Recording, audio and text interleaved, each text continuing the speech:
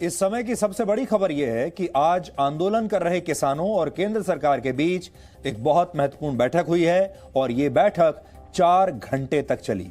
इसमें सरकार ने किसानों के सामने एक प्रस्ताव रखा है और सरकार ने किसानों को कहा है कि वो अधिकतम 5 सदस्यों के नाम सुझाए, यानी वो 5 सदस्यों की अपनी एक कमेटी बनाए। 5 प्रतिनिधि पहले तय करे कि किसानों की तरफ से वो 5 नेता कौन से होंगे जो सरकार से बात करेंगे, और इसके बाद एक एक्सपर्ट कमेटी बनाई जाएगी और फिर इस एक्सपर्ट कमेटी में सरकार इन किसानों के 5 प्रतिनिधियों को इसमें रखेगी। इस कमेटी में सरकार के मंत्री भी होंगे और इसी कमेटी में कृषि विशेषज्ञ भी होंगे। यानी बड़ी खबर इस समय यह है कि सरकार ने किसानों को यह कहा है कि एक तो आप अपने प्रतिनिधियों की संख्या, अपने नेताओं की संख्या को कम कीजिए। 30 से 35 नेताओं के साथ बातचीत करना संभव नहीं है। सरकार ने कहा है कि अधिकतम आप 4 से 5 नेताओं को पहले चुनिए। 4-5 नेताओं अपने प्रतिनिधियों के साथ हमारे पास आइए। उसके बाद त्रिपक्षीय बातचीत होगी, यानी उस बातचीत के 3 हिस्से होंगे। 5 सदस्य अधिकतम होंगे किसानों की तरफ से, उसके बाद सरकार के प्रतिनिधि होंगे, यानी सरकार के मंत्री होंगे, और सरकार इस पूरी बातचीत में कृषि विशेषज्ञों को भी शामिल करना चाहती है। और फिर ये तीनों लोग मिलकर यह तय करेंगे कि आगे चलकर इस कृषि कानून में क्या बदलाव करने भी हैं या नहीं करने हैं। सरकार के साथ किसानों की यह बातचीत अब पहले 3 दिसंबर को प्रस्तावित थी, लेकिन सरकार ने आज ही, यानी एक दिन पहले ही किसानों को बात करने के लिए बुला लिया। सरकार का कहना है कि बातचीत काफी अच्छी रही, जबकि किसानों ने यह कहा है कि वो 3 दिसंबर को भी एक बार फिर बातचीत के लिए जाएंगे। किसानों का यह भी कहना है कि उन्हें इस कमेटी के गठन से कोई आपत्ति नहीं है, लेकिन जब तक कमेटी किसी निष्कर्ष तक नहीं पहुंचती, किसान अपना आंदोलन ऐसे ही जारी रखेंगे। यानी कमेटी के गठन से किसान मानने वाले नहीं हैं जब तक कि कोई फाइनल नतीजे पर पहुंचते नहीं हैं। इस बातचीत में, आज की जो बातचीत थी, सरकार की तरफ से 3 मंत्री शामिल हुए। इन 3 मंत्रियों के नाम हैं केंद्रीय कृषि मंत्री नरेंद्र सिंह तोमर, जाहिर है उन्हें तो होना ही था क्योंकि वो कृषि मंत्री हैं। इसके अलावा रेल मंत्री पीयूष गोयल को शामिल किया गया और केंद्रीय वाणिज्य और उद्योग राज्य मंत्री सोम प्रकाश भी इसमें शामिल थे। इस दौरान सरकार ने बाकायदा किसानों को एक प्रेजेंटेशन दी और इस प्रेजेंटेशन के जरिए समझाया कि एमएसपी और एपीएमसी को लेकर किसानों की जो चिंताएं हैं वो कैसे निराधार हैं और सरकार किसानों के हितों का पूरा ध्यान रखेगी। यानी इसमें उन्होंने बताया कि मंडी जो है, अनाज मंडी, उन्हें लेकर सरकार का क्या पक्ष है और जो एमएसपी दाम है उसको लेकर सरकार का क्या पक्ष है। इस बैठक में किसानों ने सरकार के सामने ये मांग रखी कि वो तीनों कृषि कानूनों को वापस लें और एमएसपी की लिखित गारंटी दें, जबकि सरकार ने यह कहा कि किसान जो बदलाव चाहते हैं उन्हें पॉइंट्स में लिखकर दिया जाए और इस मामले को सुलझाने के लिए एक एक्सपर्ट कमेटी का गठन किया जाए। जबकि किसानों की तरफ से 35 प्रतिनिधियों ने इस बैठक में हिस्सा लिया था। इनमें 32 अलग अलग किसान संगठनों के नेता शामिल थे। इस बैठक के बाद सरकार और किसानों की तरफ से क्या कहा गया, पहले आप वो सुनिए और इसके बाद हम आपको बताएंगे कि अभी इस आंदोलन के कितना लंबा खिंचने के आसार हैं। कह रही है कि कमेटी बनाओ, कमेटी डिसाइड करेगी इनके फायदे हैं नुकसान है। नुकसान है तभी तो आंदोलन हो रहा है। हम इसकी खिलाफत कर रहे हैं। कमेटी के पक्ष में नहीं है, नहीं, आंदोलन चलता रहेगा। हाँ, आंदोलन चलता रहेगा हमारा। कोई नतीजा नहीं निकला। क्या दिक्कत हो रही है? वो वार्ता से वार्ता और वार्ता करना चाहते हैं कानून पर। हम बोला है जितनी मर्जी वार्ता कर लो, हम कानून को वापस कराना चाहते हैं। कोई सस्पेंड नहीं करेंगे। अब एजिटेशन जारी रखेंगे, एजिटेशन को और बढ़ाएंगे। ये हमारा निर्णय। कमेटी तो हमारी ऑलरेडी बन चुकी है। हमारे 5 नुमाइंदे हैं जो हम चुन के लेके आए हैं, वही सरकार से बात कर रहे हैं, बाकी तो पीछे बैठे।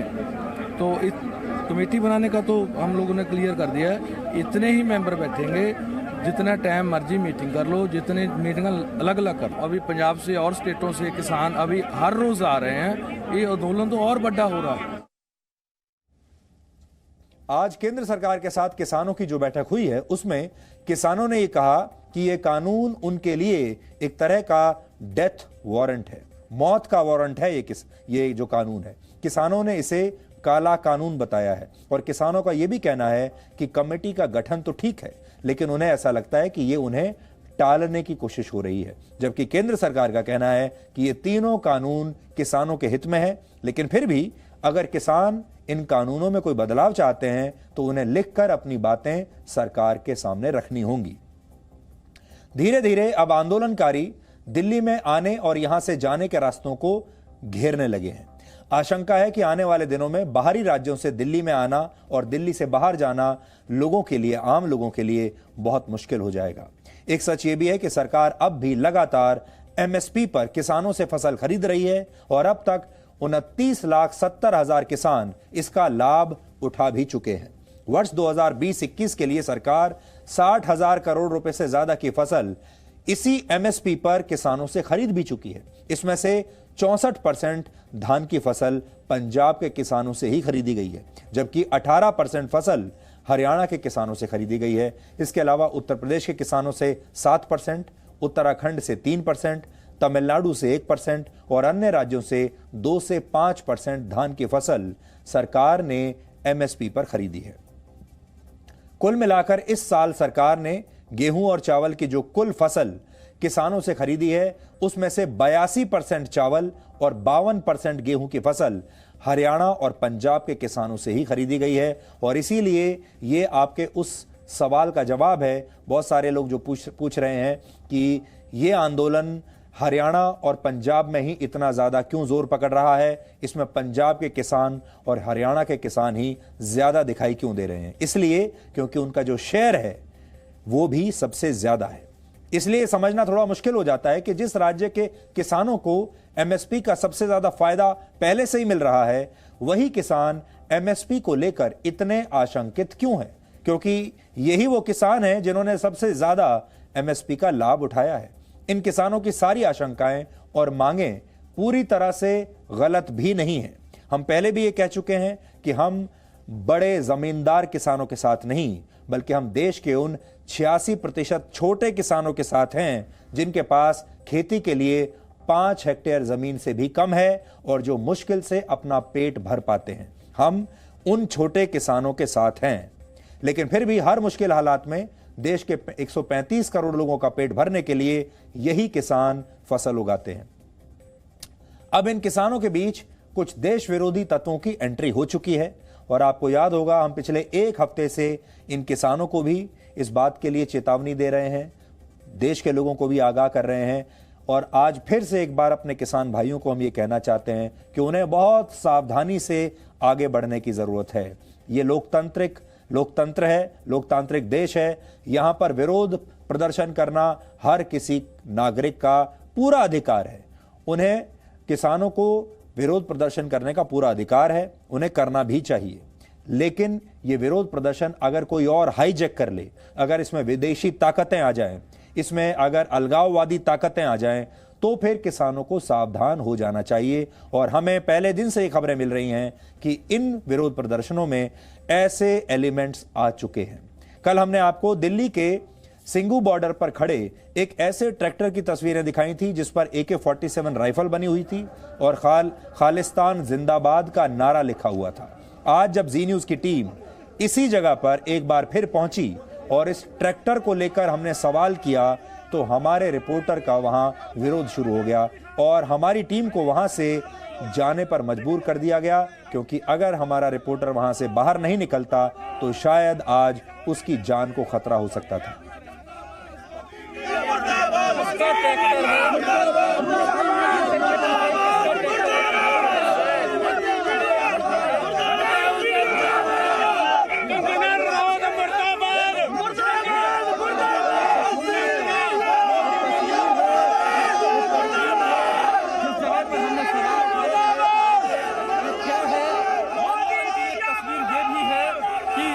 कोई जवाब नहीं दे रहे हैं। भाई साहब, हमारा सवाल ये है,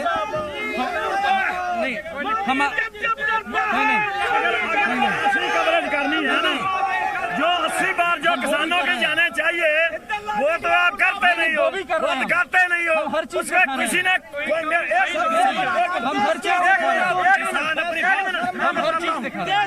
हमारे भाई साहब खालिस्तान जिंदाबाद लिखा है, स्टिकर मेरी लिखा बात सुनो, है। मेरी बात सुनो, खालिस्तान दिखाई दे दिया। ये भाई हमारे ये हथियार है इनके, इनको इनसे प्यार है। वो हमारा वो जे कोई होगा बिल्कुल नहीं, हमसे बात पूछ रहे हैं, गलत है या सही है? हमारे भाई हो।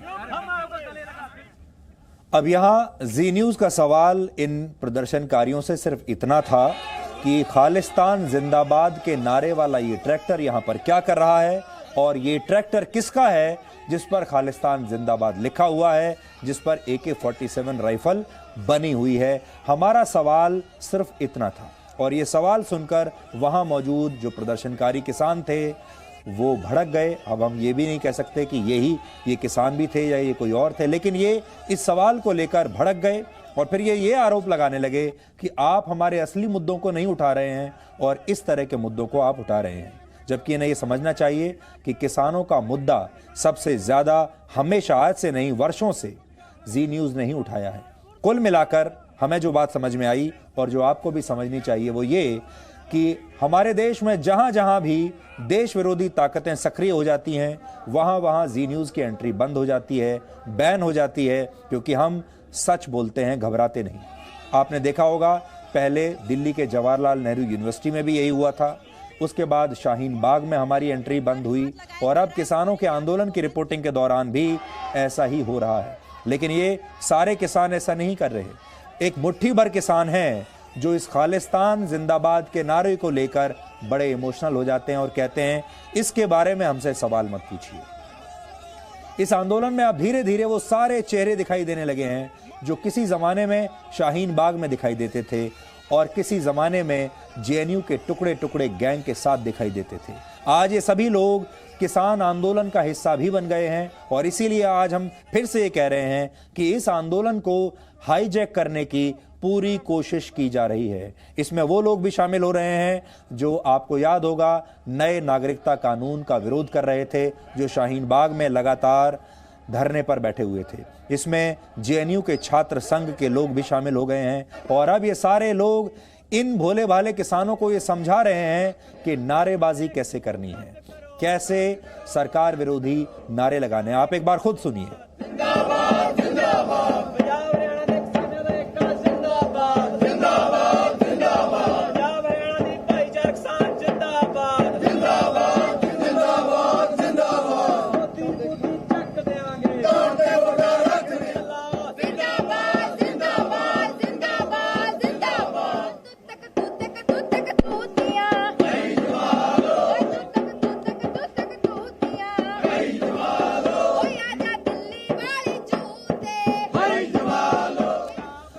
हम पिछले कुछ दिनों से लगातार इस आंदोलन में खालिस्तान, कुछ अलग अलग राजनीतिक पार्टियों और विदेशी ताकतों की एंट्री के सबूत आपको दिखा रहे हैं और आज इसका एक बहुत बड़ा सबूत कनाडा से आया है। कनाडा के प्रधानमंत्री जस्टिन ट्रूडो ने यह कहा है कि उन्हें भारत में आंदोलन कर रहे किसानों की चिंता हो रही है और वो चाहते हैं कि शांतिपूर्वक प्रदर्शन करने वाले लोगों को किसी भी तरह का कोई नुकसान ना पहुंचाया जाए। पहले आप जस्टिन ट्रूडो का यह बयान सुन लीजिए और फिर हम ट्रूडो की इस तुष्टीकरण वाली राजनीति की पोल आपके सामने खोलेंगे। हम बात करेंगे कि ट्रूडो वहां कनाडा में बैठकर इन किसानों के लिए आखिर इतने परेशान क्यों हो रहे हैं। I would be remiss if I didn't start also by recognizing the news coming out of India about the protests by farmers. The situation is concerning, and we're all very worried about family and friends. I know that's the reality for many of you. Let me remind you, Canada will always be there to defend the right of peaceful protest. We believe in the importance of dialogue, and that's why we've reached out through multiple means directly to the Indian authorities to highlight our concerns. अब आप खुद सोचिए, भारत के किसान अपनी सरकार के खिलाफ आंदोलन कर रहे हैं। यह भारत का अंदरूनी मामला है, भारत के लोगों का अंदरूनी मामला है। हमारा देश एक लोकतंत्र है, हमारे देश में एक चुनी हुई सरकार है, हमारे देश में हमारा अपना प्रशासन है। हमने जैसा तय किया है उस हिसाब से हम इस देश को चला रहे हैं। हमारे देश में चुनाव होते हैं, किसानों के अपने नेता हैं, यहां पर सरकार है, बातचीत हो रही है। तो फिर जस्टिन ट्रूडो को कनाडा में बैठे हुए ये बयान देने की क्या जरूरत थी और क्या इसे हम भारत के अंदरूनी मामलों में कनाडा का हस्तक्षेप न माने? जस्टिन ट्रूडो असल में तुष्टीकरण की राजनीति कर रहे हैं तो वो भी नेता ही, और उन्हें यह लगा कि वहां से बैठकर ये नेतागिरी करने में उन्हें बड़ा फायदा मिलेगा। और उस फायदा को, वो फायदा क्या है वो आप समझिए। कनाडा की कुल आबादी में करीब 4% आबादी भारतीय मूल के लोगों की है, यानी कनाडा में रहने वाले भारतीयों की संख्या लगभग 15 लाख है, और इनमें से लाखों लोगों के पास कनाडा में वोट डालने का अधिकार भी है, और इनमें भी सिखों की संख्या, सिखों की आबादी सबसे ज्यादा है। और कनाडा में सिख राजनीतिक रूप से बहुत ही प्रभावशाली माने जाते हैं, और इसीलिए जस्टिन ट्रूडो अपने इस वोट बैंक को नाराज नहीं करना चाहते।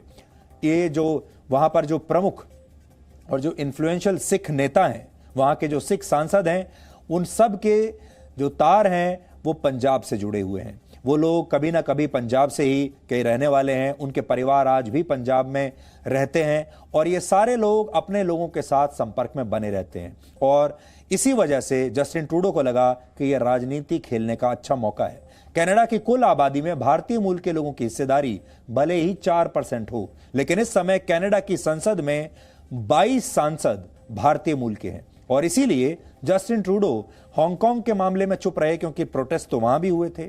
थाईलैंड में कितने प्रोटेस्ट चल रहे हैं उस पर उन्होंने एक शब्द भी नहीं बोला। फ्रांस में प्रोटेस्ट हुए, वहां वो चुप रहे, और बांग्लादेश और पोलैंड जैसे देशों में भी इतने प्रदर्शन हाल ही में चल रहे हैं, फिर भी जस्टिन ट्रूडो ने कुछ नहीं बोला। लेकिन भारत के किसान आंदोलन में उन्होंने अपनी विशेष रुचि दिखाई है। अब आप समझ सकते हैं, जस्टिन ट्रूडो की सरकार पर खालिस्तानियों के प्रति हमदर्दी दिखाने के आरोप भी पहले लग चुके हैं। वर्ष 2018 में जब जस्टिन ट्रूडो, जब वो कनाडा के प्रधानमंत्री के तौर पर यहां आए थे, भारत आए थे, तो इस दौरान दिए गए एक डिनर में खालिस्तानी आतंकवादी को भी न्योता भेजा गया था, और दावा किया गया था कि यह आतंकवादी ट्रूडो के आधिकारिक दल का हिस्सा था। हालांकि बाद में कनाडा की सरकार ने यह सफाई दी थी कि यह आतंकवादी उनके आधिकारिक डेलीगेशन के साथ नहीं था। लेकिन जस्टिन ट्रूडो का रिकॉर्ड इस मामले में बहुत ज्यादा विश्वसनीय नहीं है।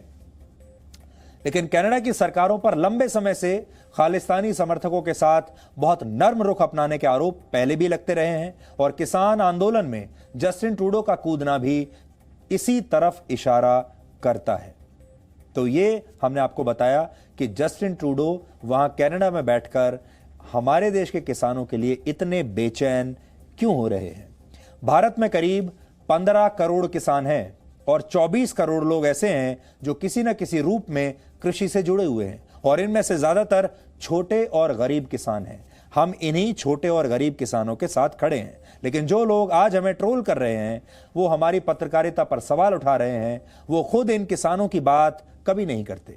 जबकि जी न्यूज आज से नहीं, वर्षों से छोटे किसानों की समस्याओं को आपके सामने रखता आया है। फिर चाहे बात पंजाब में विधवाओं के उन गांवों की हो जहां लगभग सभी पुरुष किसानों ने आत्महत्या कर ली है, या फिर पराली की समस्या से वैज्ञानिक तरीके से निपटने वाले किसानों की कहानी हो। जी न्यूज ने किसानों की समस्याओं और उनकी कोशिशों का हर पहलू देश को दिखाया है। जो लोग हमारा विरोध कर रहे हैं, उनसे हमारा सवाल यह है कि इन लोगों को किसानों की इतनी ही चिंता है, तो फिर ये लोग पंजाब में विधवाओं के गांव में जाकर उन महिलाओं का हालचाल कभी क्यों नहीं पूछते जिनके किसान पतियों ने कर्ज की वजह से आत्महत्या कर ली थी। ये लोग रात में सड़क पर खाना बनाने पर मजबूर किसानों की मदद के लिए कभी क्यों नहीं जाते? क्यों? इसलिए नहीं जाते क्योंकि इन्हें इसमें नहीं बल्कि सिर्फ किसानों के नाम पर राजनीति करने में दिलचस्पी है। जी न्यूज हमेशा अपना कर्तव्य निभाना जानता है। हमारी रिपोर्टिंग ने आंदोलन कर रहे किसानों के साथ एक पूरी रात बिताई कल, और यह समझने की कोशिश की कि इतनी ठंड में ये किसान खुद को आंदोलन के लिए कैसे तैयार करते हैं और इनकी असली समस्याएं क्या हैं। और इसके लिए हमारे जी न्यूज के जो रिपोर्टर हैं, उन्होंने कल की रात, पूरी रात इन प्रदर्शनकारी किसानों के साथ बिताई है। यह रिपोर्ट दिखाने से पहले हमें प्रसिद्ध कवि सुदामा पांडे उर्फ धूमिल की एक कविता याद आ रही है, जिसका शीर्षक है रोटी और संसद।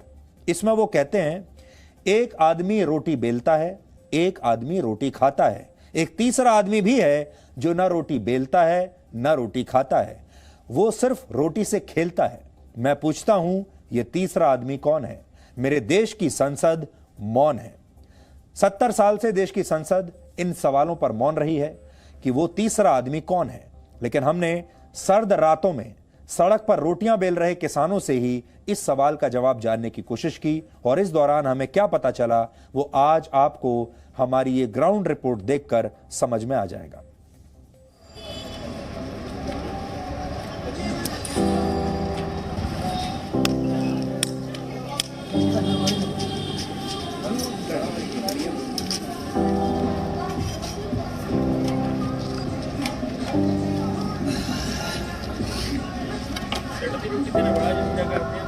हमारा इरादा दृढ़ है, हम वापस नहीं जाएंगे अपनी मंगा मनाए बिना।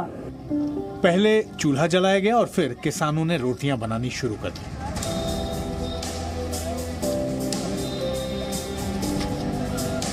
साल भर मेहनत करके खेत में अनाज उपजाने वाला अन्नदाता अब उसी अनाज से अपने लिए रोटियां बना रहे हैं। लकड़ी भी गिल्ली है, लकड़ियां सूखी नहीं है, इसलिए आग सही से जल नहीं रही और कुछ रोटियां जल भी गई, लेकिन बनाने वालों का जोश कम नहीं है। वाहेगुरु वाहे खालसा, वाहेगुरु जी की फतेह। रात के करीब 9 बजे कुछ किसान खाना बना रहे हैं, साथ ही दिन भर हुए प्रदर्शन की बातें भी हो रही हैं। किसान एक दूसरे से ये भी पूछ रहे हैं कि सरकार उनकी मांगे कब मानेगी। सारे पिंडा चों बुढ़ियां कहंदियां हुण कितों जवाब नहीं। दिल्ली और हरियाणा के बीच टिकरी बॉर्डर सील है। यहाँ पर किसानों का प्रदर्शन चल रहा है। शाम होते होते मीडिया के कैमरे भी यहाँ से वापस चले जाते हैं। हालांकि इस आंदोलन में जी न्यूज छोटे और गरीब किसानों के साथ है और उनके हक की बात कर रहा है। ये प्रदर्शन चलते चलते दिल्ली तक पहुंच गया है। अभी हम टिकरी बॉर्डर पर हैं, जो कि बहादुरगढ़ के पास है। हरियाणा और दिल्ली का बॉर्डर है। यहां पर किसानों ने डेरा लगा रखा है और यहां पर प्रदर्शन किया जा रहा है। वो जाना चाह रहे हैं दिल्ली, लेकिन उन्हें यहां पर रोका जा रहा है। मीडिया भी उनको काफी कवर कर रहा है, लेकिन जी न्यूज की टीम पहुंची है प्रदर्शन के बाद किन हालातों में किसान रह रहे हैं उनको जानने के लिए। जी न्यूज की टीम ने प्रदर्शन कर रहे किसानों की मुश्किलों को समझने की कोशिश की और पूरी रात किसानों के साथ ही बिताई। आंदोलन कर रहे किसान अपने अपने गुटों में बैठकर अगले दिन की रणनीति बनाते हैं। कुछ घंटे बीत चुके हैं। इस बीच खाना बनकर तैयार हो गया है। कई रोटियां अधपकी हैं, लेकिन किसानों ने दाल और अचार के साथ इन्हीं रोटियों को खाकर अपनी भूख मिटाई। आंदोलन कर रहे किसानों को डर है कि सरकार एमएसपी यानी न्यूनतम समर्थन मूल्य की व्यवस्था खत्म करने वाली है। हालांकि सरकार कहती है कि ऐसा कुछ भी नहीं है। साडी फसल इत्थों जाके किसान बिहार दे विच बेचदे, होर सूबिਆਂ ਦੇ ਵਿੱਚ ਵੇਚਦੇ, ਫਿਰ ਤਾਂ ਮੋਦੀ ਸਾਹਿਬ ਦੀ ਗੱਲ ਇਹ ਹੋ ਸਕਦੀ ਸੀ ਵੀ ਦੇਖੋ ਸਾਡੀ ਜਿਹੜੀ ਸਰਕਾਰੀ ਰੇਟ ਹੈ ਇੱਥੇ 1888 ਝੋਨੇ ਦਾ ਰੇਟ ਹੈ ਪੰਜਾਬ ਦੇ ਵਿੱਚ ਹਰਿਆਣੇ ਦੇ, ਕਿਸਾਨ ਉਧਰ ਵੇਚ ਰਹੇ ਨੇ 3800 ਨੂੰ, ਕਿਉਂਕਿ ਜਿਹੜੀਆਂ ਦੀਆਂ ਫਸਲਾਂ ਨੂੰ ਉਹਨਾਂ ਦੇ ਪੂਰੇ ਭਾਅ ਨਹੀਂ ਦਿੱਤੇ ਜਾਂਦੇ। ਉਹਨਾਂ ਦੇ ਉੱਤੇ ਪਾਉਣ ਵਾਲੇ ਖਰਚੇ ਨੇ ਜਿਹੜੇ ਉਹਨਾਂ ਦੇ ਦੁੱਗਣੇ ਤਿੱਗਣੇ ਰੇਟ ਕੀਤੇ ਹੋਏ ਨੇ, ਜਿਹੜੇ ਕਿ ਸਰਕਾਰ ਦੀ ਫਸਲ ਦੇ ਮੁਤਾਬਕ ਨਹੀਂ ਮਿਲਦੇ।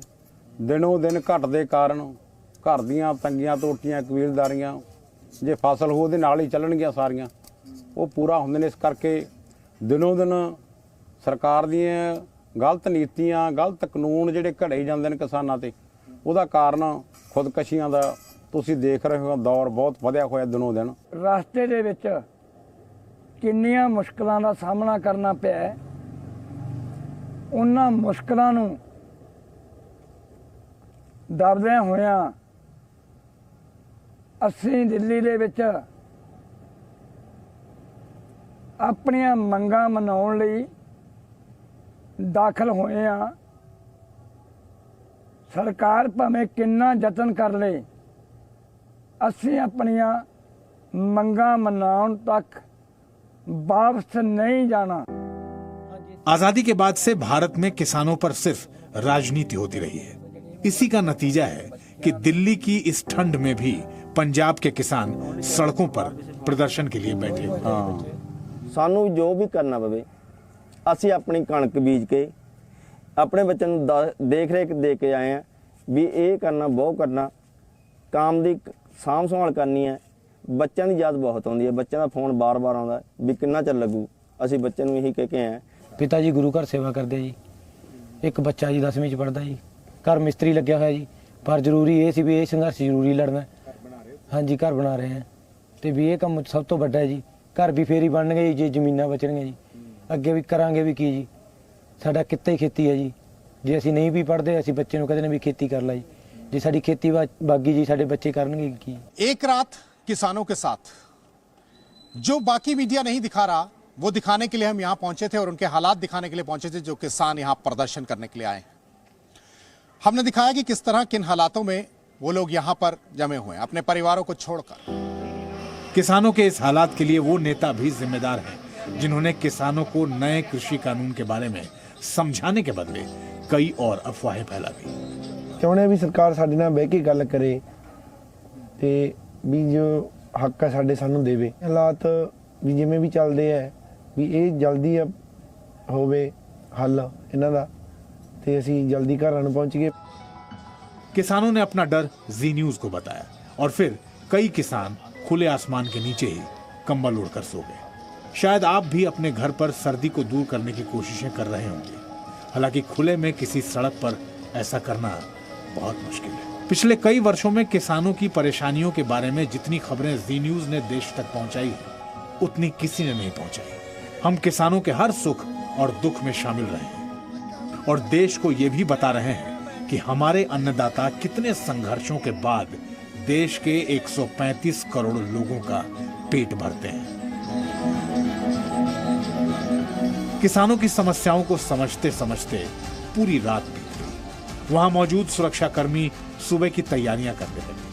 देश में किसानों के नाम पर होने वाली राजनीति की वजह से ऐसे प्रदर्शन हो रहे हैं और ऐसा करके हमारे किसान कुछ नेताओं का मोहरा बन गए हैं। बहुत साल पहले देश के प्रधानमंत्री रहे लाल बहादुर शास्त्री ने इस देश में एक नारा दिया था, जय जवान जय किसान। यह नारा इसलिए दिया गया था कि उनको मालूम था कि जवान ही है वो इस देश को महफूज रख सकता है और एक किसान है जो इस पूरे देश का पेट भर सकता है। लेकिन गंदी राजनीति के चलते आज स्थिति ऐसी है कि किसान और जवान दोनों आमने सामने हैं। वीडियो जर्नलिस्ट सूरज के साथ अमित भारद्वाज, जी न्यूज दिल्ली। अब क्या आपके मन में यह सवाल नहीं आ रहा कि हर दिन हजारों किसान आंदोलन कर रहे हैं, तो फिर इस समय इनके खेतों में काम कौन कर रहा होगा? इस समय पंजाब में रबी की फसल का सीजन है और इसी दौरान बड़े पैमाने पर गेहूं और सरसों बोया जाता है। लेकिन जब हजारों किसान आंदोलन कर रहे हैं तो फिर इनके खेतों का पीछे से क्या हो रहा होगा? आज हमने इस बारे में देश के अलग अलग राज्यों के किसानों से बात की और ये समझने की कोशिश की कि ये किसान इस आंदोलन का हिस्सा क्यों नहीं बन रहे हैं और जो किसान दिल्ली नहीं आए हैं वो अभी क्या कर रहे हैं। हमें पता चला कि ज्यादातर किसान इस समय भी अपने खेतों में ही व्यस्त हैं और फसल की बुआई का काम कर रहे हैं। इनमें से कुछ किसानों का तो यहां तक भी कहना था कि वो लगातार खेती करके एक तरह से एक आंदोलन ही तो कर रहे हैं। हाँ, आपको देश भर के इन किसानों की बातें भी आज सुननी चाहिए। आंदोलन के लिए जो लगे हैं और हम यहाँ लगे हैं, ये भी आंदोलन का एक हिस्सा है। अगर हम खेती नहीं करेंगे तो वहाँ जो आंदोलन में बैठे लोग हैं उनको हम क्या खिला पाएंगे? तो उनके कल के लिए हम खेती कर रहे हैं और वो हमारे कल के लिए वहाँ पर आंदोलन कर रहे हैं। जो दे रहे हैं धरना वो किसान नहीं हो सकते। किसान को समय कहाँ है? किसान के फसलें बोनी, फसलें को पानी पिलाना, अगर उसको सही काम नहीं करेंगे, सही टाइम पे काम नहीं करेंगे तो बच्चे बच्चे क्या खिलाएंगे? किसान को टाइम ही नहीं कि खेत से छोड़कर दिल्ली कैसे पहुंचेंगे वहाँ तक। वहाँ 15 दिन बैठ जाएंगे तो 15 दिन में ये फसल सारी खराब हो जाएगी। ये सब झूठे लोग हैं जो जाके दिल्ली बैठ गए। कृषि कानून किसानों की हित है, उनको पता ही नहीं है कि कृषि कानून है क्या। अभी पहले नहीं था लाभ, अभी बिल्कुल किसानों को लाभ मिल रहा है, जिससे समझ नहीं पा रहे क्यों विरोध प्रदर्शन कर रहे हैं ये लोग। खेत में काम करके भी हम विरोध करेंगे, इसको छोड़ देंगे तो अभी तो हमको खाने के लिए नहीं मिलेगा, इसको करते हुए में भी हम विरोध करेंगे। फसल मेहनत, अपने मेहनत पर ही हम अपना गुजारिश करना चाहते हैं। अभी हम नहीं जा सकते, हम यहाँ संभाल के वहाँ जाए। वहाँ बहुत किसान भाई है, वो तो हमको पता है, जानकारी भी है। आंदोलन चल रहा है पर अभी हमको तो 6 दिन हो गए यहीं पे। ऐसा नहीं है कि किसानों को कुछ फायदा नहीं दिया जा रहा है, सरकार द्वारा बहुत पर्याप्त प्रयास किए जा रहे हैं किसानों के लिए, फिर भी किसान जो व्यवस्थित किसान नहीं है या फिर जो ओरिजिनल किसान नहीं है उनके द्वारा ऐसा किया जा रहा है, फिर कुछ इनके बहकाव में आकर किया जा रहा है काम। तो आपने देखा कि हमारे देश में लगभग 15 करोड़ किसान हैं। वो देश के अलग अलग हिस्सों में फैले हुए हैं, उन सब की राय अलग अलग है, लेकिन ये सब किसान बहुत बेसब्री से आंदोलनकारी किसानों की तरफ देख रहे हैं। देश का हर किसान इस समय दिल्ली पर नजरें गड़ाए बैठा हुआ है और वो जानना चाहता है कि आखिरकार अब सरकार और इन किसानों के बीच बातचीत में होगा क्या, क्योंकि जो कुछ भी होगा, जो भी नतीजा निकलेगा, या तो इन कानूनों में कुछ बदलाव किया जाएगा या ये कानून ऐसे ही रहेंगे या फिर कुछ और नया कानून आएगा। इस सब का देश के 15 करोड़ किसान परिवारों पर बहुत बड़ा असर पड़ने वाला है। और खास तौर पर हम जिनके लिए ज्यादा चिंतित हैं, हम चिंतित हैं छोटे किसानों के लिए जिनके पास 5 हेक्टेयर से भी कम जमीन है। हम चिंतित हैं उन किसानों के लिए जो बड़ी मुश्किल से किसी तरीके से अपने परिवार की रोजी रोटी खेती करके चला रहे हैं। हम उन किसानों के लिए उतना चिंतित नहीं हैं जो किसान सिर्फ इनकम टैक्स बचाने के लिए कृषि में आए हैं। इस देश में भी 2 तरह के किसान हैं, एक वो जो इनकम टैक्स वाले किसान हैं और एक वो जो रोजी रोटी वाले किसान हैं। इसलिए इस फर्क को भी पूरे देश को समझना होगा, क्योंकि जब कानून बनाए जाते हैं, नीतियां बनाई जाती हैं, तो उनमें छोटे किसानों का ज्यादा ध्यान रखा जाता है। अब हम आपसे सामान्य ज्ञान का एक सवाल पूछना चाहते हैं। क्या आप जानते हैं कि दुनिया की सबसे ऊंची पर्वत चोटी माउंट एवरेस्ट का नाम माउंट एवरेस्ट क्यों पड़ा? इसका जो जवाब इतिहास की किताबों में आपको पढ़ाया गया होगा वो ये है कि वर्ष 1865 में रॉयल ज्योग्राफिकल सोसाइटी ने दुनिया की सबसे ऊंची पर्वत चोटी का नाम माउंट एवरेस्ट रखा था। यह नामकरण सर जॉर्ज एवरेस्ट के नाम पर हुआ था। जॉर्ज एवरेस्ट वर्ष 1830 से 1843 तक भारत में नक्शे और मानचित्र बनाने वाली सबसे बड़ी संस्था सर्वे ऑफ इंडिया के प्रमुख थे और 1866 में आज ही के दिन उनका निधन हुआ था। अब हम आपसे दूसरा सवाल पूछते हैं कि माउंट एवरेस्ट का नाम माउंट राधानाथ सिकदर क्यों नहीं है? सच यह है कि पश्चिम बंगाल के एक गणितज्ञ राधानाथ सिकदर ने पहली बार माउंट एवरेस्ट की ऊंचाई को रिकॉर्ड किया था, यानी ये पर्वत चोटी कितनी ऊंची है इसे मापा था। लेकिन ब्रिटिश साम्राज्य ने उनका नाम छिपा दिया, उसे कभी सामने नहीं आने दिया और इस महान खोज का श्रेय सर एंड्रू स्कॉट वॉ को दे दिया। एंड्रू स्कॉट वॉ उस समय सर्वे ऑफ इंडिया के डायरेक्टर थे, इसलिए यह श्रेय राधानाथ सिकदर से छीनकर एंड्रू वॉ को दे दिया गया, जबकि इसका असली हकदार एक भारतीय था। माउंट एवरेस्ट की ऊंचाई का आधिकारिक आकलन पहली बार ब्रिटिश राज में सर्वे ऑफ इंडिया द्वारा किया गया था। इस एजेंसी की स्थापना भारत का आधिकारिक मानचित्र बनाने के लिए की गई थी। वर्ष 1830 में sir George Everest survey of India के डायरेक्टर बने थे और वर्ष 1831 में उन्होंने पश्चिम बंगाल के गणितज्ञ राधानाथ सिकदर को सर्वे ऑफ इंडिया में कंप्यूटर के पद पर नियुक्त किया था। उस समय कंप्यूटर का आविष्कार नहीं हुआ था, सारी गणनाएं आदमी ही किया करते थे और ऐसे लोगों को सर्वे ऑफ इंडिया में कंप्यूटर कहा जाता था। यानी गणना करने वाला जो व्यक्ति है, कंप्यूट करने वाला जो व्यक्ति है, उसे कंप्यूटर कहा जाता था। आज के जमाने में हो सकता है आपको लगता हो कि कंप्यूटर तो वो कंप्यूटर होता है जो जिस पर आप काम करते हैं, लेकिन उस जमाने में इंसान ही कंप्यूटर हुआ करता था, क्योंकि कंप्यूटर का मूल काम गणना करना होता है और जो इंसान गणना का काम करता है उसे कंप्यूटर कहते थे। वर्ष 1830 के दशक में सर्वे ऑफ इंडिया की टीम हिमालय पर्वत श्रृंखला के बहुत करीब पहुंच गई थी। उस समय कंचनजंगा पर्वत के शिखर को ही दुनिया की सबसे ऊंची पर्वत चोटी माना जाता था। इसके बाद वर्ष 1852 में राधानाथ सिकदर ने पीक 15 नामक एक पर्वत शिखर को मापने का काम शुरू किया। पहले इसे माउंट एवरेस्ट नहीं कहते थे, इसे कहते थे पीक 15 और उन्होंने पीक 15 की ऊंचाई मापनी शुरू की। उस समय माउंट एवरेस्ट को इसी नाम से जाना जाता था। तब विदेशियों को नेपाल की सीमा में दाखिल होने की इजाजत नहीं थी, कोई भी विदेशी नेपाल के अंदर प्रवेश नहीं कर सकता था। एक विशेष उपकरण की मदद से राधानाथ सिकदर ने पीक 15 की ऊंचाई 8,839 मीटर रिकॉर्ड की थी। सर्वे ऑफ इंडिया के तत्कालीन डायरेक्टर एंड्रयू स्कॉट वॉ ने 4 वर्षों तक राधानाथ सिकदर के आकलन की जांच की। Andrew Scott survey of India के पूर्व डायरेक्टर सर जॉर्ज एवरेस्ट के साथ काम कर चुके थे और वो उन्हें अपना गुरु मानते थे, उनसे बहुत प्रभावित थे। इसलिए उन्होंने पीक 15 पर्वत शिखर का नाम माउंट एवरेस्ट रखने का प्रस्ताव ब्रिटेन की रॉयल ज्योग्राफिकल सोसाइटी को भेज दिया। यानी राधानाथ सिकदर से माउंट एवरेस्ट की आधिकारिक ऊंचाई मापने का श्रेय छीन लिया गया और दुनिया के सबसे ऊंचे पर्वत शिखर का नामकरण एक अंग्रेज के नाम पर कर दिया गया। और हम आज भी आजाद भारत का नागरिक होने के बावजूद हम इसे माउंट एवरेस्ट के नाम से ही जानते हैं, लिखते हैं और इसमें हमें कभी कोई परेशानी नहीं। कभी किसी ने यह नहीं कहा कि इसे हम माउंट एवरेस्ट क्यों कहें। ब्रिटिश सरकार ने इस जानकारी को छुपाने की पूरी कोशिश की। इसके बावजूद राधानाथ सिकदर की महान खोज को छिपाया नहीं जा सका, क्योंकि जैसा हम भी हमेशा कहते हैं, सत्य जो है उसे आप ज्यादा दिनों तक छिपा नहीं सकते। वर्ष 1966 में Indian journal of history of science में भी राधानाथ सिकदर की सफलता के बारे में जानकारी दी गई। यह एक साइंस जर्नल है और पहली बार वर्ष 1966 में यह प्रकाशित हुआ था। इस जर्नल के मुताबिक राधानाथ सिकदर वर्ष 1849 में सर्वे ऑफ इंडिया के चीफ कंप्यूटर पद पर पहुंचे थे और इस काम में दूसरे लोगों की भी थोड़ी बहुत भूमिका रही, लेकिन इसके केंद्र में राधानाथ सिकदर ही थे। हैरान करने वाली बात यह भी है कि नेपाल और तिब्बत की सीमा पर मौजूद माउंट एवरेस्ट का नाम तिब्बती भाषा में चोमो लुंगमा है। यानी जो तिब्बत के लोग हैं वो इसे चोमो लुंगमा कहते हैं। नेपाल के लोग इसे सागर माथा के नाम से जानते हैं। अब आप सोच लीजिए, नेपाल के लोग इसे अलग नाम से पुकारते हैं, सागर माथा के नाम से।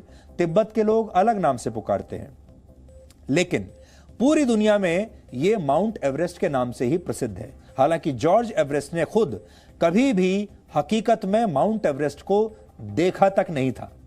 हालांकि अब भी इस गलती को सुधारना मुमकिन है और माउंट एवरेस्ट का नाम बदलकर माउंट राधानाथ सिकदर अब भी किया जा सकता है। और आज हम यही कहानी लेकर आप सबके सामने इसलिए आए हैं क्योंकि हम औपचारिक रूप से आप सब लोगों के सामने ये मांग उठाना चाहते हैं कि अब समय आ गया है जब माउंट एवरेस्ट का नाम बदल देना चाहिए। दुनिया भर में पर्वत शिखरों का नाम रखने की कोई एजेंसी नहीं है, लेकिन अगर भारत सरकार चाहे तो नेपाल, चीन और यूनेस्को के साथ मिलकर वो माउंट एवरेस्ट का नाम बदलने की कोशिश कर सकती है। औपचारिक रूप से भी माउंट एवरेस्ट नेपाल और तिब्बत की सीमा पर स्थित है। इस समय तिब्बत पर चीन का कब्जा है और नाम बदलने के लिए इन देशों की सहमति जरूरी होगी। माउंट एवरेस्ट नेपाल के सागरमाथा नेशनल पार्क में मौजूद है और ये एक यूनेस्को वर्ल्ड हेरिटेज साइट है। यानी माउंट एवरेस्ट का नाम बदलने के लिए यूनेस्को की सहमति भी जरूरी है। हालांकि ऐसा करने के लिए सबसे पहले भारत सरकार को एक अंतर्राष्ट्रीय कूटनीतिक शुरुआत करनी होगी और यह प्रयास भी अपने आप में माउंट एवरेस्ट की चढ़ाई जितना ही मुश्किल होगा, लेकिन यह प्रयास जरूर शुरू करना चाहिए। अब हम आपको माउंट एवरेस्ट के बारे में कुछ दिलचस्प बातें बताना चाहते हैं। माउंट एवरेस्ट को वैसे तो दुनिया का सबसे ऊंचा पर्वत कहा जाता है, आप सब जानते हैं, आपने पढ़ा होगा। पर्वतों की ऊंचाई का आकलन समुद्र की सतह से उसकी ऊंचाई के आधार पर किया जाता है, लेकिन अगर किसी पर्वत के आधार से उसके शिखर तक की ऊंचाई मापी जाए तो माउंट एवरेस्ट सबसे ऊंचा पर्वत नहीं है। बेस यानी आधार से चोटी तक की ऊंचाई के नजरिए से अमेरिका के हवाई का माउना किया दुनिया का सबसे ऊंचा पर्वत माना जाता है। माउना किया की ऊंचाई 10,210 मीटर है, जो माउंट एवरेस्ट से ज्यादा है। आपको जानकर हैरानी होगी कि हिमालय दुनिया की सबसे युवा पर्वत श्रृंखला है, जिसकी ऊंचाई अब भी लगातार बढ़ रही है। वैज्ञानिकों के मुताबिक माउंट एवरेस्ट की ऊंचाई हर साल 4 मिलीमीटर बढ़ जाती है, यानी 100 वर्षों में इसकी ऊंचाई 16 इंच तक बढ़ जाती है। 8,000 मीटर की ऊंचाई पर माउंट एवरेस्ट का डेथ जोन शुरू होता है, क्योंकि खराब मौसम और ऑक्सीजन की कमी की वजह से सबसे ज्यादा मौतें यहीं होती हैं, इसलिए इसे डेथ जोन कहते हैं। माउंट एवरेस्ट की चढ़ाई करने वालों को 2 o'clock रूल का पालन करना होता है, यानी चढ़ाई करने वालों को दोपहर 2 बजे तक माउंट एवरेस्ट पर पहुंच जाना होता है, क्योंकि इसके बाद मौसम बदलना शुरू हो जाता है, इसलिए इसे 2 o'clock रूल कहते हैं। तकनीक के विकास की वजह से माउंट एवरेस्ट पर चढ़ाई के दौरान होने वाली मौतों में हर साल 2% की कमी आ रही है। आधिकारिक तौर पर माउंट एवरेस्ट की चढ़ाई से पहले 10 हफ्तों की एक कठिन ट्रेनिंग लेनी होती है और इसके बाद ही माउंट एवरेस्ट पर जाने की इजाजत किसी को भी मिलती है। अगर माउंट एवरेस्ट का नाम भारत के गणितज्ञ राधानाथ सिकदर के नाम पर होता तो इससे भारत का नाम दुनिया भर में प्रसिद्ध होता, इससे भारत की सॉफ्ट पावर और बढ़ती। हालांकि इसके लिए कोशिशें पहले शुरू नहीं हुई। सिर्फ माउंट एवरेस्ट ही नहीं बल्कि हमारे देश के नाम के साथ भी ऐसा ही हुआ। भारत को इंडिया नाम भी विदेशियों ने ही दिया है। इतिहासकार मानते हैं कि सबसे पहले ग्रीस के लोगों ने भारत को इंडिका कहकर बुलाया था और बाद में धीरे धीरे यह नाम इंडिया में बदल गया। आज भी भारत में एक वर्ग ऐसा है जो अपनी पहचान को भारत से नहीं बल्कि इंडिया से जोड़कर देखता है और अंग्रेजों को अपना वैचारिक पूर्वज मानता है। भारत में एक वर्ग ऐसा भी है जो भारत को हिंदुस्तान मानने से इनकार करता है। वो ये कहते हैं कि हम भारत तो कह देंगे लेकिन हिंदुस्तान नहीं कहेंगे। ऐसे ही लोगों की वजह से इंडिया, भारत और हिंदुस्तान के बीच की खाई लगातार बड़ी होती जा रही है। अब इस बात पर भी बहस चल रही है कि क्यों ना भारत के लिए इंडिया शब्द का प्रयोग भी पूरी तरह से बंद कर दिया जाए। भारत के संविधान के पहले आर्टिकल में भी लिखा है, India that is Bharat shall be a union of states, यानी विदेशियों का दिया हुआ नाम आखिरकार भारत के संविधान का भी हिस्सा बन ही गया। इसके अलावा सिंधु नदी के नाम पर भारत का नाम हिंदुस्तान भी पड़ा। सिंधु का उच्चारण फारसी भाषा में हिंदू किया जाता है और कई लोग मानते हैं इसी वजह से भारत को हिंदुस्तान भी कहा जाता है। लेकिन भारतीय पुराणों और ग्रंथों में भी भारत को अलग अलग नाम दिए गए हैं। इनमें मेलुहा, भारत, भारतवर्ष, आर्यव्रत और जम्बू द्वीप जैसे नाम शामिल हैं। सनातन संस्कृति में जब भी कोई पूजा पाठ या हवन होता है और इस दौरान जब संकल्प लिया जाता है तो आपके नाम और शहर के नाम के साथ जम्बू द्वीपे भरत खंडे भी कहा जाता है। आपने ये नोट किया होगा, आप में से जिन लोगों ने इस तरह के पूजा पाठ किए होंगे। ये इस बात का प्रमाण है कि भारत को किसी जमाने में जम्बू द्वीप के नाम से भी जाना जाता था। यानी विदेश से आए लोगों ने धीरे धीरे भारत की पहचान मिटाने की पूरी कोशिश की और इसी कोशिश के तहत कभी मुंबई को बॉम्बे, कभी चेन्नई को मद्रास, कोलकाता को कलकत्ता और दिल्ली को दिल्ली कर दिया गया।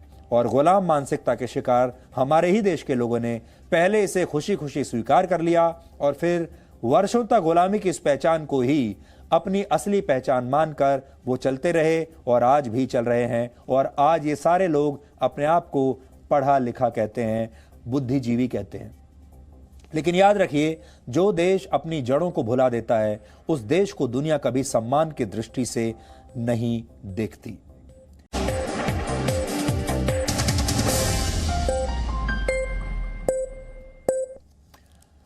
अब हम आपको मशहूर फुटबॉल खिलाड़ी मैराडोना के खेल की नहीं बल्कि उनकी मौत के बाद उनके परिवार के अंदर शुरू हुए संपत्ति विवाद के बारे में बताएंगे। मैराडोना के नाम पर करीब 650 करोड़ रुपए की संपत्ति है। मैराडोना के वकीलों का कहना है कि संपत्ति विवाद की लड़ाई अभी लंबी चलने वाली है। मैराडोना के पारिवारिक सूत्रों से जो जानकारी मिली है उसके मुताबिक डिएगो मैराडोना अपनी कोई वसीयत छोड़कर नहीं गए हैं। वसीयत न होने के कारण संपत्ति विवाद को निपटाने में अब लंबा समय लगेगा। मैराडोना की संपत्ति का वारिस कौन है, इसे जानने के लिए आपको मैराडोना के इस फैमिली ट्री को देखना चाहिए। वैसे तो डिएगो मैराडोना ने अपने जीवन में सिर्फ एक ही शादी की थी जिससे उनकी 2 बेटियां हैं, लेकिन इसके अलावा भी मैराडोना ने बाद में 3 और बच्चों को अपना लिया था। हालांकि ऐसा दावा किया जाता है कि मैराडोना के बच्चों की कुल संख्या 11 है। मैराडोना ने जिन बेटे बेटियों को स्वीकार नहीं किया अब वो भी संपत्ति में अपना हिस्सा मांग रहे हैं। यानी कुल मिलाकर कहा जाता है कि मैराडोना के 11 बच्चे हैं अपने विवाह से और विवाह के बाहर से, लेकिन उन्होंने इन 11 में से सिर्फ 5 बच्चों को अपना बच्चा स्वीकार किया था। मतलब मैराडोना की मृत्यु के बाद जो कुछ हो रहा है उससे शायद उनकी आत्मा भी बहुत दुखी होगी। अभी तो मैराडोना की मौत को 1 हफ्ता भी हुआ नहीं है और संपत्ति को लेकर उनकी संतानों के बीच झगड़ा शुरू हो गया है। पिछले वर्ष मैराडोना का अपनी बेटी जियानिना से कुछ विवाद हुआ था।